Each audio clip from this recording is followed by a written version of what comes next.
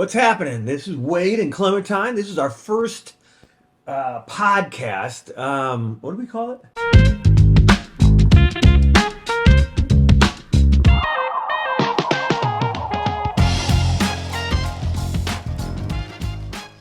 It's our first Let's Think About That podcast, and hopefully it won't be our last. So that's why I brought Clementine in here to help me, and I'm going to be doing some interviews in the next, I don't know, few weeks, few months, few years. I don't know what it is, but we're going to be doing some things, and we're going to be digging deeper into maybe some common things that we've all kind of accepted in our lives.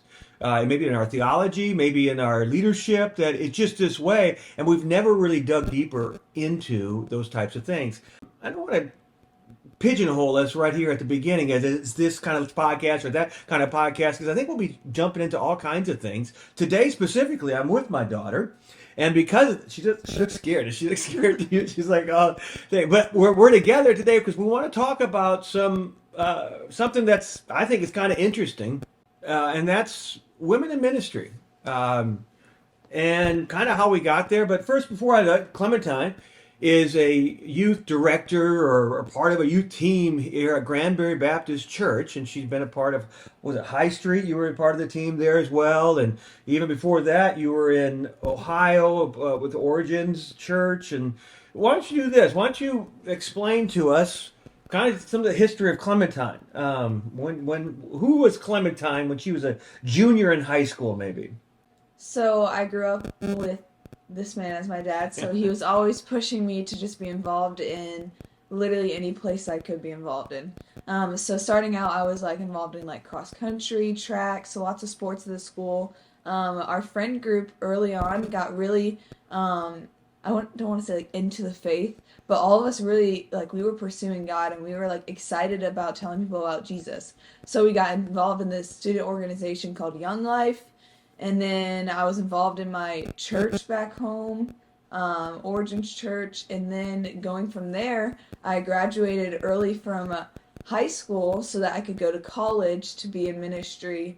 And then when I got there, I started getting more involved with a bunch of things there. So basically, anywhere I've gone in life, I've just tried to be in as many places as I can and get involved and like serve people and love people in as many ways as I can. When did you decide that, hey man, I want to be a youth pastor? So I think it's a funny question because I don't know if I ever like, oh, I want to be a youth pastor. Like I decided that. I think just how I loved and served like a certain group of people like pushed me into the area where I was like, well, I can do that. I can speak on stage. I can like talk to them. I can go hang out with them outside of the group. And it just kind of like pushed into that funnel. It wasn't ever like I sat down one day and I was like watching someone on TV thinking like, oh, I want to be a youth pastor or something. It wasn't like that for me. It was just I was serving and helping and like loving on people. And I realized I really loved it. And it was something that was like my passion. It's something that like got me excited. And I wanted to text them. I wanted to see them grow. So something that was just inside of me that was like, oh yeah, let's do it. Let's talk about that a little bit because I think that's important for us to know. Sometimes we get in this big debate whether, and again, I understand the passages of scripture where it talks about women's roles in the church and different types of leadership that are in different positions in the church, and I understand that. But is it as big of an issue for a woman, a young woman in this case, to be a part of a leadership team? Whether she be the one that people turn to for the questions to get answered, or whether she be the one that they lift up, or is it just you find yourself just being busy and then people start coming to you and asking you questions? Have we made too much about this role and this title? I did that quotes. I'll try not to do that. That's annoying. But this role and this title that we kind of try to eliminate people from, or we try to push people into, isn't it just a passion that I think a lot of times it just comes out, and I think we're scaring women, specifically young girls, away from serving God because they could never see themselves in this position. And really it's like, well, you're supposed to lead other people no matter what kind of title you have. hmm Yeah, so especially with like our youth girls, I like try to encourage them as much as I can to like go reach out to that girl, go hang out with her. starting like as early on as you can. Like I have freshman girls that are going and hanging out with eighth grader girls because they realize like the reason they need to do it is because like the gospel and Jesus is important. And it's not because like, oh, like I see myself doing this or being a youth pastor one day, but it's like they are working in them now how to like get to that place. So Yeah, I think that's important. Let's take it back a couple. Cause I know a little bit about your history. I should ask you what it was like to be a daughter of mine growing up. And we won't go down that road, but maybe another day. maybe another day. But when you were at Young Life, you mentioned that you got really involved in Young Life. If I remember right, the Young Life that you were involved in wasn't a really dynamic, growing, awesome Young Life. In fact, I think if you were, they didn't even have a Young Life program where you were at. You had to go to another city because your school wasn't big enough to have that. What were some specific steps? You say, well, we just kind of got involved. You wanted to have Miamisburg, which was your city you were in, have a Young Life program, and you made a decision early on to do some specific things to get enough kids. Tell me about that story. I kind of just like looked at around at the people that I was like surrounding me. So like first like my friend group, like I bugged the crud out of them to make sure that they were there each time. But then like outside of that, like we were all in different circles like within our school. So like if I was in a classroom, I would be talking to the person next to me about like, hey, Monday nights we have Young Life, and like they would understand like, oh yeah, I could go to that because I was nice to that person or because I genuinely like wanted to talk to them. So it wasn't just something like, oh, here, come to the Young Life, but like I already had that relationship with other people. So it was like something that they were like, oh, I could do that. Like that sounds like fun. It's just like a time where you get to hang out with people and play some music and play some games and there's like a short message. I'd be honest, I was like, there is a short message, but like it was something that they were interested in because they were like, well, if you guys come, it's kind of fun. So honestly, it was just a lot of looking at the people around me and like having the eyes for those people around me and realizing like that every single person is like a new opportunity. So like being in the high school, you had like so many different classes with so many different people. You could just like go to the class and like put your headphones in and like not say anything, or you could talk to the person next to you because most of the time you get seating charts, so you don't even get to sit by your friends. So it's like looking at those opportunities, not as something like, oh, I have to sit by this person, but like, oh, it's a new person to talk to, or it's a new person to like get to share this with. Just that's how we kind of started, was just doing that, and then it just grew from there. Yeah, I think initially you have to have some intention to and you have to make some decisions and you have to force yourself to do something until the momentum's there. And once the momentum's there, I mean, how many kids you have at our house for that event? Maybe, I don't know, 50, 60 kids probably came over on a Monday night.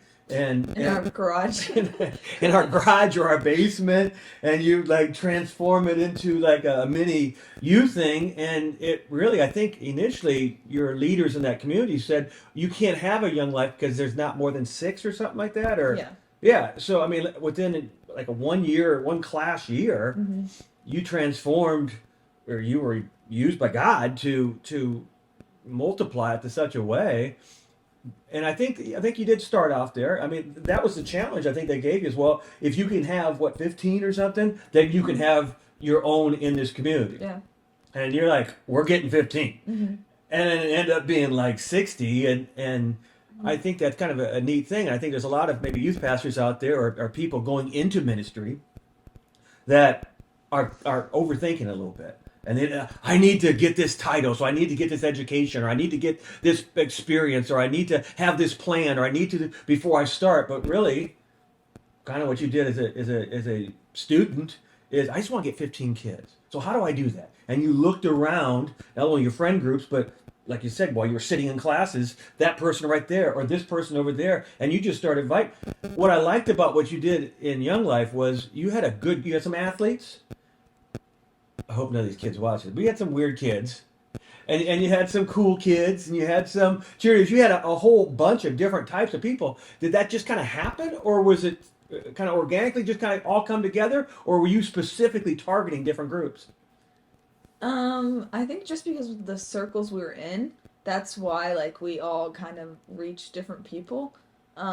But it wasn't like we were intentionally like, okay, I need to get this athlete or this athlete to come. It was just like we saw every single person as an opportunity. Yeah. And it didn't matter like who they were or what they like believed or what they thought. Like we were like, they could be a part of this. They could be loved. They could feel that like generational thing that like nobody like you want to be secluded or you want to be in a different group. Like no, like we're part of like the whole team together. It's not like just some type of groups or something like that.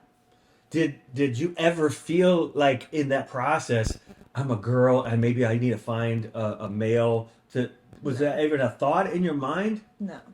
I mean, when you're younger, like nobody says that to you. It's almost like I didn't start thinking like that through until I got into college, and people were like, "Hey, you probably should talk to like that guy and like have like a friendship with him." I'm like, "Oh, okay." I was just trying to like invite him to church. Like, it wasn't anything like I thought about. So no, it was never a thought in my head. Let's talk about that a little bit right there because I think I think because of some problems that have happened over the years where you did talk to this person and then you had a relationship or it turned into something that shouldn't have been or I think because of those things we've set up parameters for ministry.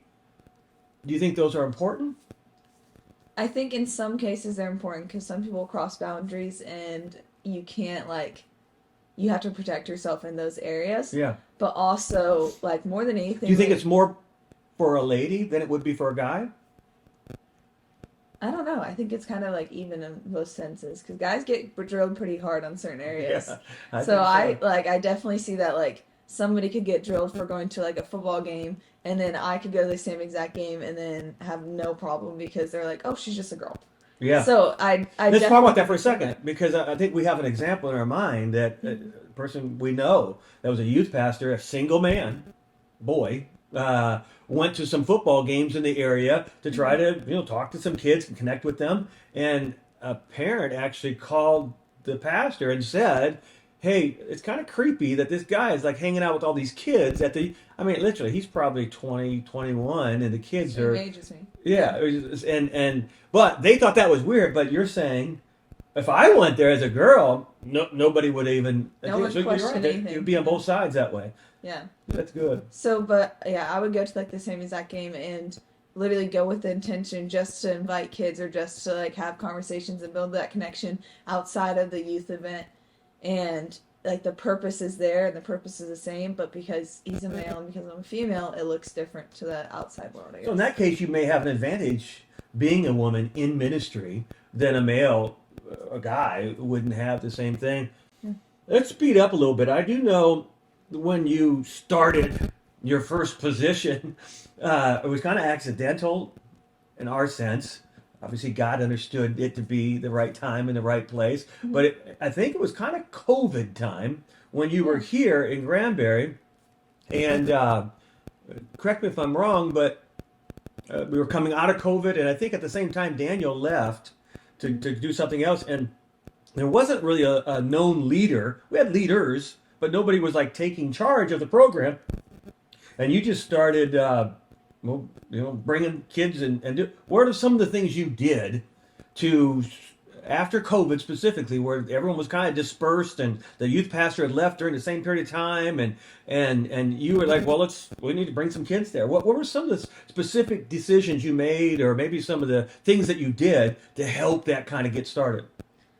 Well, I kind of went back to like high school Clementine almost, where like I looked at every single opportunity like in this new community because it was in Granbury, Texas. I'm from Ohio, so it's completely different to me. And I looked at like different opportunities and I saw them as a place to meet people and invite them. So like I went to like sand volleyball courts and they were playing sand volleyball and I talked to people. I went to like softball games like that the guys were playing and I would talk to the girls that are sitting on the sidelines and they would like invite it with other That's people. good. So it was just a lot of like getting into like the communities they were in or going like finding the kids and then saying, hey, we have this. And then making those events that we had, like, or the nights that we would have, something that like they would want to come to, like where we would have games, we would have food, and then we'd have like a message, and then there'd be people that like would love on them and talk to them. So like getting those people, so I had to like step outside my like comfort zone because I didn't know anyone, and like talk to people in the community. So it Honestly. sounds like a two-step process. Number one, you went to them Mhm. where they were. I mean, that's what sometimes I think as Christians we kind of forget the fact. We just think if we just did step two, which is we had an event to invite them to, that because it was a good enough event, they'd come. But I don't know that that was your step one. Your step one was going to them where they were. I think you even did like a kickball tournament in the Yeah. parks or something like that, and brought in live music, and you cooked for them, and you just drew them to you where they were, not at your church building, but you went to where they were just to make the connections. And then you bring a bunch of not bunch, I mean 2 or 3 of the people that were a part of the youth group with you when you went and did the like Klein, wasn't Klein was there Yeah. yeah, you Yeah. brought someone, maybe Hope went with you or something Yeah. like that, and you just kind of did some things, and you made those connections, but then you invited them back to something else, which I think the thing you invited them back to couldn't be completely different than the thing you were at, though, right? Yeah. No. You didn't like religify it or something like that to where it's like, Yeah. okay, this is a godly way of enjoying ourselves. No, you kind of made it somewhat similar to, you Yeah. had to probably, didn't you? Yeah. The only difference was we were sharing the gospel in a different stage form at one, and at the other we were just having conversations, loving on people. So really, we were showing Christ's love in both ways, but the secondary way was like showing them like, okay, well, this is how you accept Christ as like your savior, kind of way. That's good. Now, as you did that, and it kind of the momentum kind of grew, and God blessed, and man, it was kind of crazy just to see and be a part of it. It was fun. But now that when you went back to High Street, we'll skip that for a little bit, but we went back to Granbury, and you kind of were brought back in. Andrew was here, and so you were kind of helping out and doing some things. What, or maybe even in High Street, when you went into ministry, you were in the position. You woke up one day, and now you're this, whatever this was. What didn't you know that you thought you knew? I mean, was there anything that you're like, man, I didn't know it would be that hard, or I didn't know, I didn't understand that. What were some struggles that you may have dealt with initially? I think whenever you're like just serving, you're protected a lot from like the church drama, as you could say. Yeah. Or like the people like within the church like that doesn't necessarily don't agree with you. They'll like actually say it to you like whenever you have a position, rather than when you're serving, they're like, well, she's just serving. So, I was introduced to a lot of that, and like Give me had a lot give me more some examples. pushback. I don't, not people, names. I mean, if you want to, and that might make our viewership grow a little bit. But just examples of what you're saying. I understand what you're saying. Yeah. Most people probably understand what you're saying. But give us some examples that, wow, that was shocking. I didn't know that would be an issue. Yeah. Just like the thing you were talking about with going to like football games or things like that, people could say like, "Oh, don't talk to like the guys there. Like, make sure you like are only talking to like women. It like puts a bad rep or something." And then like going to like specifically our Wednesday night events, people saying like, "Oh, this type of people can't be there because they're too crazy, or they are just there just to talk to their friends." And I was like, well, Or sell okay. vapes. Yeah. So, Or sell vapes or which something. could be the possibility, but that's not it's not a planned event. Not exactly. Yeah. So, just things like that where, You almost become a target, it sounds like. yeah, for other people's wrongdoings. Yeah, like things that maybe and I think these aren't even bad people. Mm-hmm. And most of the people that are doing it are people that you knew before that, and now all of a sudden, because you're in that position, it's like oh, I need to tell you about this. Oh, you shouldn't be doing this. Oh, and it's like, oh, that's a friend. Well, I don't get how you're treating me differently. So again, as you get into a position, that's a good thing that I don't know that you can teach somebody or explain to somebody that, man, once you become in a position, you're looked at differently from the people around you than you are. And you hadn't even been given a title at that point. You just were like a leader. Yeah. Any regrets? I know when you were a kid, you got really busy and you got serving the Lord very quick. And again, if you want to share with me what you did that I don't know, like partying and doing all kinds of crazy stuff, now would be the time to do it, especially since we got it on video. It's just you and me. But I don't think you did a ton of bad stuff. I mean, maybe some bad stuff. But do you look back on it and thought, man, I should have been more of a kid. I should have been so focused. I mean, you even went to you graduated like a half a semester early and went right straight to college, and then even at college you got really involved with a church and kind of took on a kind of a role in the church. And did you miss out on things as you look back at your friend's life and think, man, I really wish I would have spent more time relaxing or enjoying my teen years? Mhm. I don't think it was ever even a thought to be like, oh, I'm missing out on something, until like other people around me would say something about it, or other people around me would say something like that. But then even like when they would say it, I'm like, but like look at like what I have. Yeah. Like look at all the great things that I could miss out on. So like thinking about all those things like, oh, I missed out. Oh, I missed out. Oh, I missed out. Like I didn't. Yeah. Like I got something so much better. What are So- some things you got? Well, just even working at the church I work at, like the people that love me and like they like push me, so like I am protected from a lot of like women in ministry questions or things like that, because they like fully stand behind me and like they're fully pushing me and they're fully like working with me. And like if I didn't like I'm 21, if I didn't like start out like young doing that, I don't know if I'd be in the place like right now to be able to do it.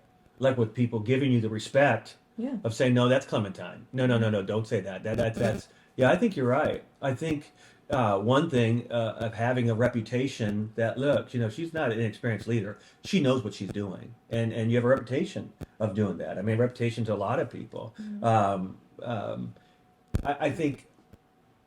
Again, one of the things I like what you said there was talking about you had a good time serving. I think that's kind of a misconception that a lot of people have, especially adults looking at their kids. I want them to enjoy their youth. I want them to enjoy their high school experience. I want them to enjoy their college experience. And I like what you said. I enjoyed my high school experience. It was just I did it in a way that was productive for me. And I think that's what some people don't realize. It's almost like you have to be out of control and screw up your life or make decisions that weren't productive in order to have fun. But you're saying that you learned a pace.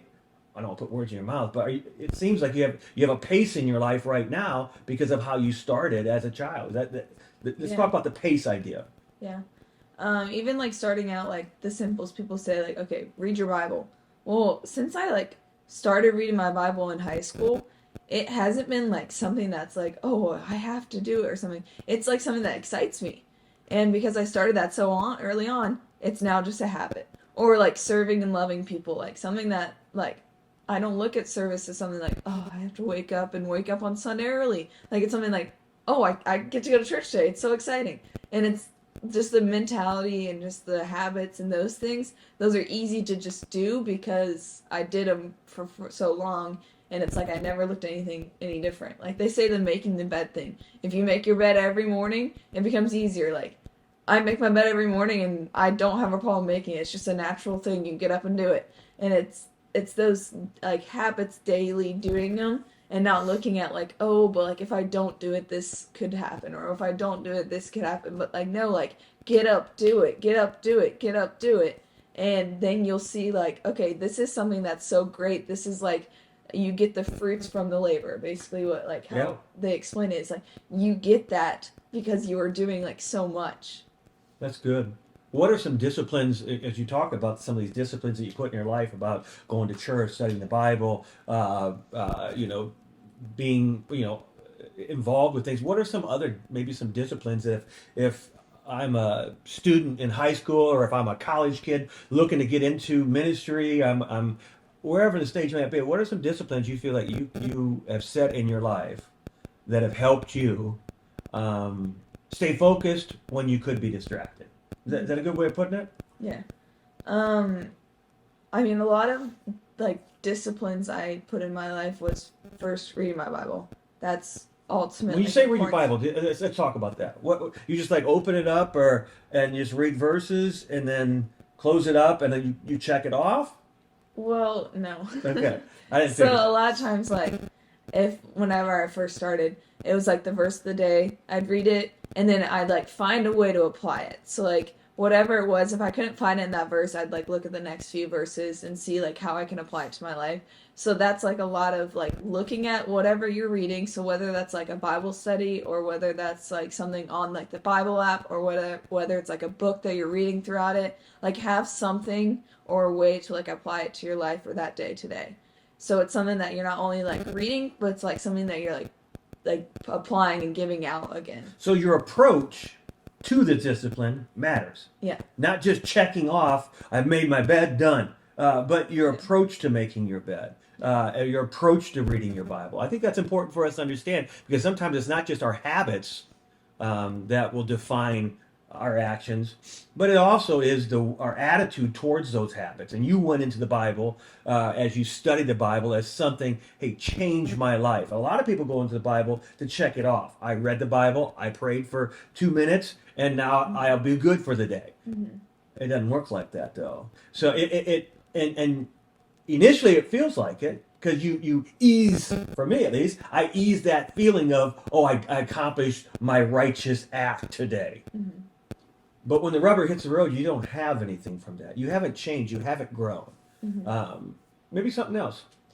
Another discipline that I would say that's like a big one is like, I guess, I don't know if it's a discipline, but like don't have any like comforts, if that makes sense. So like when you walk into a room, don't like automatically go to something or go to someone or go to like something. Like just get outside of like your own like bubble, as they say, or get outside of like your own realm and like do something like different.